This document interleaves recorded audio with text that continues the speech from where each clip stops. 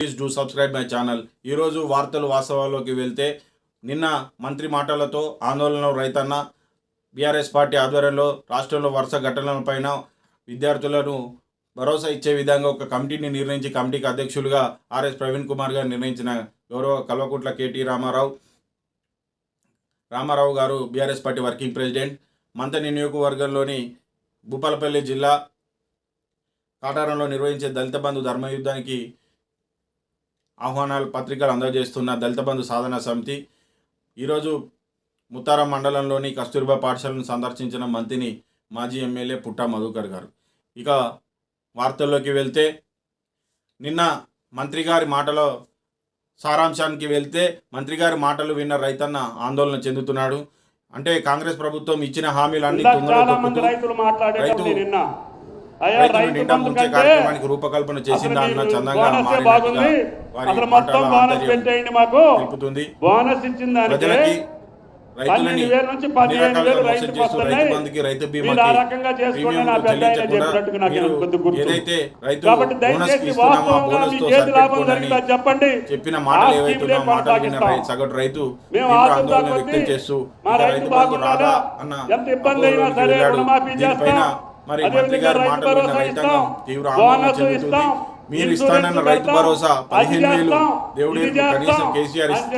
ఇచ్చిన 10,000 అన్న రైతు బంధును ఇవ్వాల్సిందిగా రైతుల నుంచి తీవ్ర ఆందోళన వ్యక్తమవుతున్న నేపథ్యంలో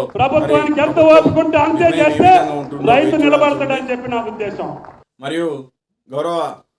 బీఆర్ఎస్ వర్కింగ్ ప్రెసిడెంట్ కేటీఆర్ గారి పిలుపు మేరకు రాష్ట్రంలో వరుస సంఘటనల నేపథ్యంలో పాఠశాలలో జరుగుతున్న అవకతవకలపై ఫుడ్ పాయిజన్ విషయాలపైన ఒక కమిటీని ఏర్పాటు చేసి రాష్ట్రంలోని అన్ని రెసిడెన్షియల్ పాఠశాలతో పాటు కస్తూర్బా పాఠశాలలు అన్ని పాఠశాలల్లో మధ్యాహ్న భోజన వసతుల సౌకర్యాలపైన నివేదికనివ్వాల్సిందిగా ఆ కమిటీని నిర్ణయించడం జరిగింది. కమిటీకి అధ్యక్షుడిగా అప్పుడు ఉన్న రెసిడెన్షియల్ స్కూల్ డైరెక్టర్గా చేసినటువంటి ఆర్ఎస్ ప్రవీణ్ కుమార్ గారిని అధ్యక్షులుగా నియమిస్తూ 2 సభ్యులతో పాటు ఒక కమిటీని నిర్ణయించడం జరిగింది. ఈ కమిటీ రాష్ట్రంలో నలుమూలల నుండి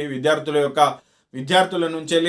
తగు సూచనలు సలహాలను స్వీకరిస్తూ అక్కడ జరిగిన ఇబ్బందులు అన్నింటినీ తీసుకువచ్చి ఒక కమిటీ నివేదిక ఇవ్వడం జరుగుతుంది. ఈ కమిటీ నివేదికను ప్రభుత్వానికి రిప్రజెంటేషన్ చేసి ఆ ప్రభుత్వ పాఠశాలలతో పాటు హాస్టళ్లలో వసతులలో సౌకర్యాలపైన పూర్తి అవగాహనతో కావాల్సిన సౌకర్యాలను కల్పించడానికి ప్రభుత్వానికి ప్రతిపక్ష పార్టీగా తాము రిప్రజెంటేషన్ చేస్తామని కేటీ రామారావు గారు తెలపడం జరిగింది. ఆ కేటీ రామారావు గారు తెలిపిన క్రమంలో కమిటీ చైర్మన్ అయినటువంటి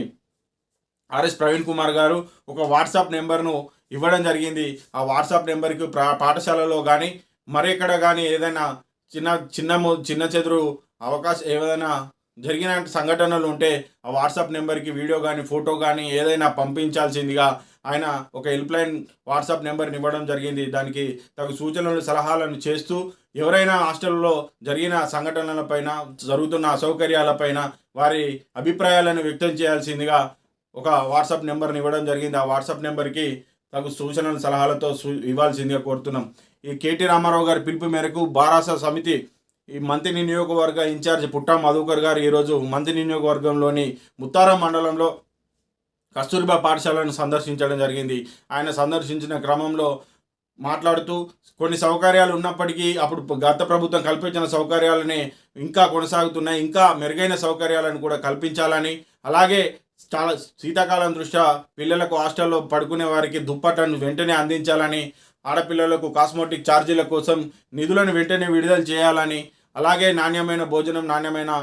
కలుషితం లేని నీటిని అందించి భావితరాలకు కావాల్సిన రూపొందించుకోవాల్సిన సమయం ఇదని విద్యకు ప్రత్యేక దృష్టిని సారించాలని తెలపడం జరిగింది. రాష్ట్రంలో జరుగుతున్న వరుస ఘటనలపైన తీవ్ర ఆందోళనను వ్యక్తం చేస్తూ ఇలాంటి ఘటనలు మళ్ళీ పునరావృతం కాకుండా అధికారులు పర్యవేక్షించి తగు చర్యలు తీసుకోవాలని సూచనలు చేయడం జరిగింది. అలాగే ఈ పాఠశాలలో నిరుపేద మధ్యతరగతి గిరిజన బహుజన ఎస్సీ ఎస్టీ సామాజిక వర్గాలకు చెందిన నిరుపేద విద్యార్థులే ఈ హాస్టళ్లలో చదువుకుంటారు కాబట్టి వీరిపైన దృష్టి సారించాలని ప్రత్యేక చొరవ దృష్టితోని ముఖ్యమంత్రి తగు నిధులను ఏర్పాటు చేసి ఇంకా ప్రపంచంతో పోటీపడే సౌకర్యాలను అధునాతనమైన సౌకర్యాలను కల్పించాలని ఆయన డిమాండ్ చేయడం జరిగింది. దాంతోపాటుగా కాంగ్రెస్ ప్రభుత్వం అందరిని మోసం చేసినట్టుగానే విద్యార్థులను మోసం చేస్తుందని, కడుపులో పుట్టే బిడ్డ నుండి కాటికి వెళ్ళే ముసలి అవ్వ వరకు కూడా మా కాంగ్రెస్ ప్రభుత్వం మోసం చేస్తుందని, ఎందుకంటే ఆ పౌష్టికాహారానికి అందించాల్సిన పౌష్టికాహారానికి ఇప్పటికీ అక్కడ అందించాల్సి ఉండి అది అందడం లేదని, ముసలవ్వలకు 4,000 పెన్షన్ ఇస్తానని ఇయ్యలేదని, ఇలా చెప్పుకుంటూ పోతే పుట్టని బిడ్డ నుండి చివరి మజిలీ వరకు కూడా వారు చేయని మోసం అంటూ ఏమీ లేదని, ఇప్పటికైనా కాంగ్రెస్ ప్రభుత్వం తన నీతి అదేనని తనని వ్యక్తపరిచినట్టు వారిని నమ్మి మోసపోవడం మన తప్పేనని, మనం భవిష్యత్తులో ఇలాంటివి పునరావృతం కాకుండా ఇప్పటికైనా మేలుకొని ప్రతిపక్షాల గొంతు నొక్కడం మానేసి ప్రజల అవసరాలకు ఏం కావాలో వాటిపైన దృష్టి పెట్టాలని మంత్రి నియోజకవర్గ మాజీ ఎమ్మెల్యే పుట్టా మధుకర్ గారు సూచించడం జరిగింది. దళిత బంధు సాధన సమితి ఆధ్వర్యంలో కాటారంలో ఈ డిసెంబర్ 7వ తారీఖు నాడు నిర్వహించే దళిత బంధు ధర్మయుద్ధం పేరిట నిర్వహించేటువంటి కార్యక్రమానికి అన్ని పార్టీలలో ఉన్న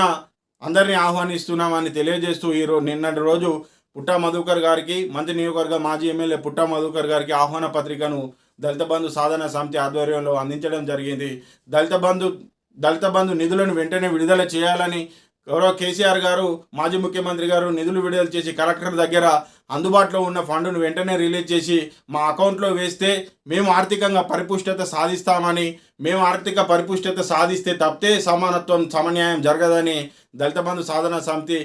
అధ్యక్షులు నోముల సంపత్ మహారాజ్ ఒక సంఘటనను గుర్తు చేస్తూ,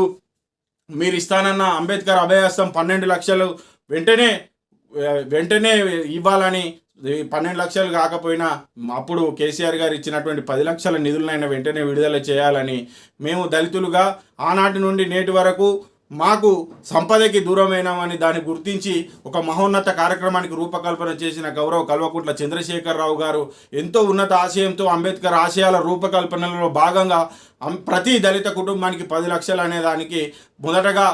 లబ్ధిదారులను కొంతమందిని నిర్ణయించడం జరిగింది. ఒక ఫేజ్, రెండో ఫేజ్ అయిపోయి రెండో ఫేజ్లో రావాల్సిన నిధులను వెంటనే మంజూరు చేయాలని, ఆ నిధులను మంజూరు చేయడం వల్ల మా దళిత కుటుంబాల్లో ఒక నూతన ఉత్సాహం వచ్చి ఆర్థిక పరిపుష్టత వస్తే మేము సమాజంతో పోటీపడే స్థాయికి ఎదుగుతామని, మా స్థాయి మేము ఏదో అయితే కలలుగన్న అంబేద్కర్ గారు కలలుగన్న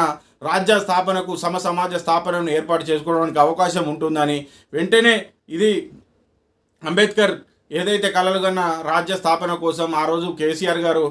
నిధులను విడుదల చేయడం జరిగింది. ఆ విధులు కలెక్టరేట్లో ఉన్నట్టుగా సమాచారం, వాటిని వెంటనే విడుదల చేయాలని నోముల సంపత్ మహారాజ్ గారు ఒక ప్రకటనలో తెలియజేస్తూ, అంబేద్కర్ అభయహస్తం పేరిట మీరు ఏదైతే హామీ ఇచ్చారో ఆ హామీకి కావాల్సిన లబ్ధిదారుల ఎన్నిక కూడా తక్షణమే ప్రారంభించాలని, మా దళితుల్లో ప్రతి చివరి వరకు కూడా దళిత అభయహస్తం ఇచ్చే విధంగా